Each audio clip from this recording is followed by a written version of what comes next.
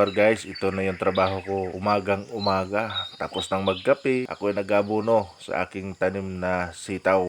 So pang 5 days nilagyan ko nung nakaraan, so dapat talaga lagyan ulit ngayon para may dagdag siyang pagkain, stock ika nga. At kung may pagkain, tataba. So far guys, ito na yung kalabasa namin. Saka pala, maganda ang tubo, alagang-alaga sa fertilizer na organic. Yun nga, at ako'y kasalukuyang magdidilig. At saka guys, ipapakita ko sa inyo later ang trabaho namin dito kung paano namin i-pruning yung kalabasa. Ang rason kung bakit need siya i-pruning, kailangan natin ng maraming bunga. Ang isang kalabasa, isang tangkay lang yung musbong, kunti lang bunga nun kung walang pruning.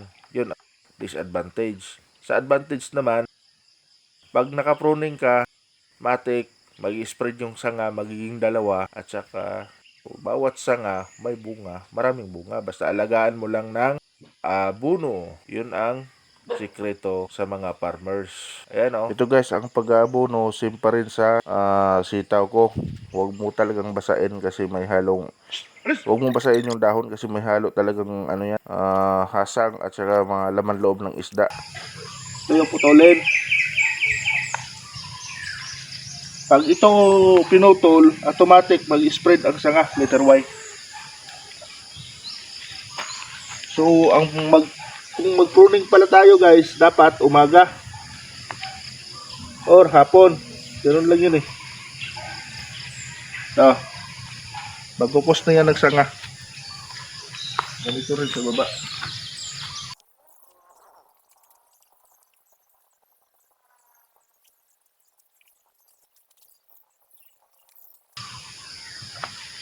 Ang pag-aabono pala nito guys, ano to, 5 days, bilang ka lang ng 5 days tapos abono ka uli. Kung mga gamit mo is ano, foliar, ako hindi ako nag-abono ng synthetic eh. Ang gamit ko yung lumang style, foliar lang. Ito yung paraan para makasave sa abono at saka iwas acid din sa lupa. So 5 days another, tapos timpla ka. Isang lata lang naman sa isang 16 liters na tubig. Boss mo to, 2 puno to magkatabi, di 2 lata.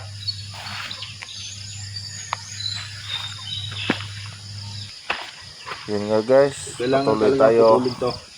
Pansinin nyo, matataba yung tanim namin. Yan ang isa sa mga diskarte namin dito na organic, na hindi ka na bibili sa agre.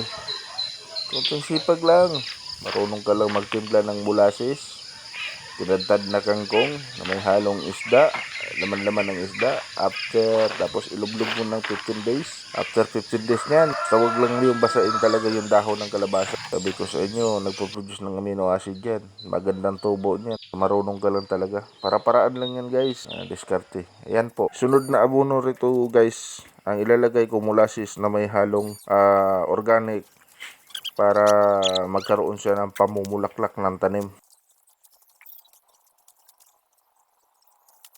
Shout out nga pala sa mama ko, Elena Maravillas Rosina. Ito na yung resulta ng gawa mong tanim, Mador.